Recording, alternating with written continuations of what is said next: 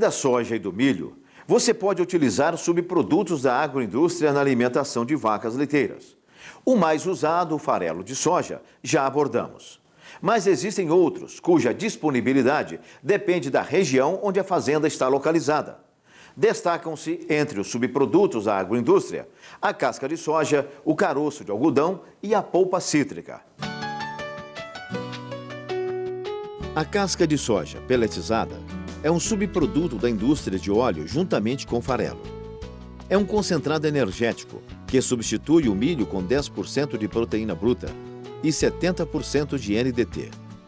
Em termos de teor de fibra bruta, pode ser classificada como volumoso, pois apresenta 40% de fibras de alta digestibilidade, no que ajuda a melhorar o funcionamento do rumen.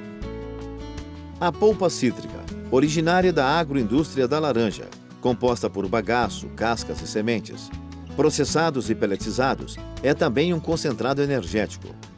Apresenta cerca de 70% do valor energético do milho, com 6 a 7% de proteína bruta, 13 a 14% de fibra bruta e 73 a 76% de NDT. E suas fibras, assim como as fornecidas pela casca de soja, estimulam a mastigação e a produção de saliva. O caroço de algodão, por sua vez, é um substituto da soja, como fonte de proteína, muito utilizado nas regiões de cultivo desta planta. Corresponde à semente integral do algodão, resultante da extração das fibras. Em dietas para vacas leiteiras, recomenda-se incluir até 2 kg por vaca ao dia, de acordo com o balanceamento. Entre os subprodutos da agroindústria, que podem ser utilizados como concentrados proteicos, destacam-se farelo de algodão, farelo de girassol e o glúten de milho 21. Como concentrados energéticos, destacam-se farelo de arroz e farelo de trigo. Procure na sua região subprodutos de baixo custo que possam ser usados na dieta de seu rebanho. Com relação ao subproduto, é uma opção que a gente tem na hora de formular a dieta para reduzir custo. Então, o subproduto ele geralmente vai substituir ou o farelo de soja, que é um concentrado proteico, ou o milho, que é um concentrado energético. A decisão de utilizar ou não é em função do custo, o custo da tonelada da matéria seca. Isso tem que ser analisado por um técnico.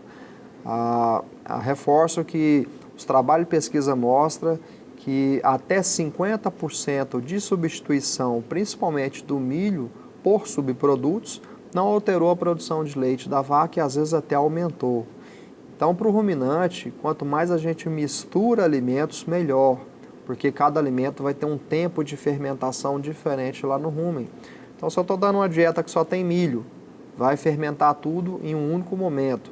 Se eu pego, tiro 50% do milho e complemento com 50% de polpa cítrica, estou tirando amido e estou colocando a pectina. Então já vai ser um carboidrato que vai ter um tempo diferente de fermentação. Isso para a bactéria é interessante.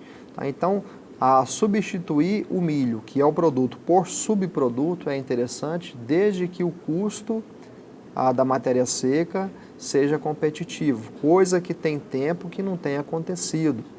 E o problema do subproduto é que você nem sempre tem ele constante na fazenda.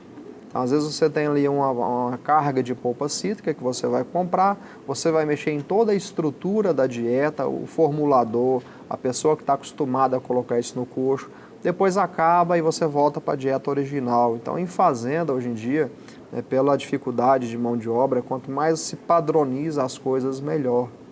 Então, tem que tomar cuidado, porque às vezes a intenção de economizar usando um subproduto pode até prejudicar a produção de leite das vacas, a saúde das vacas. Então, isso tem que ser uma coisa muito bem analisada, mas é sem dúvida uma opção, principalmente para quem está perto do agricultor. Isso é muito utilizado principalmente em confinamento de gado de corte, que não é o nosso foco, mas eu acho que dá para exemplificar. A gente nota que onde tem muita agricultura é onde tem grandes confinamentos, porque o subproduto está lá.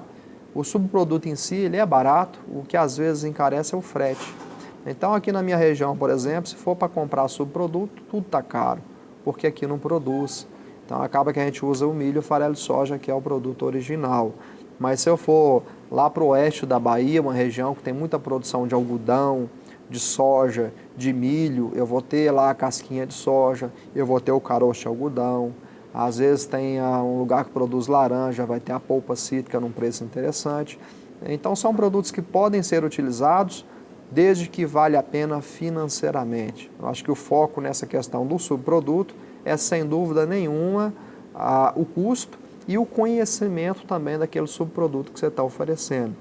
Só para finalizar, eu vou dar como exemplo o caroço de algodão, que é muito utilizado, na maioria das vezes com boa intenção, mas que a gente tem que entender o que é o alimento em si. O caroço de algodão é um alimento com 22% de proteína. Então tem a proteína que a ração tem. Teoricamente é um excelente produto, mas é uma proteína que está protegida por um FDN, então ela não vai ser aproveitada. Caroço de algodão é um alimento que tem 90% de energia, mais do que a energia das rações que estão disponíveis no mercado. Mas essa energia é óleo, e bactéria não gosta de óleo. Então lembra que eu falei que a gente trata de bactéria, eu não quero dar óleo para a bactéria não gosta de óleo. Então não adianta, é um alimento que tem alto valor proteico, alto valor energético, é um subproduto, às vezes tem um custo baixo, mas que um produtor leigo, por às vezes entusiasmo do custo, vai querer colocar muito no coxo, vai prejudicar a produção de leite das vacas. Cuidado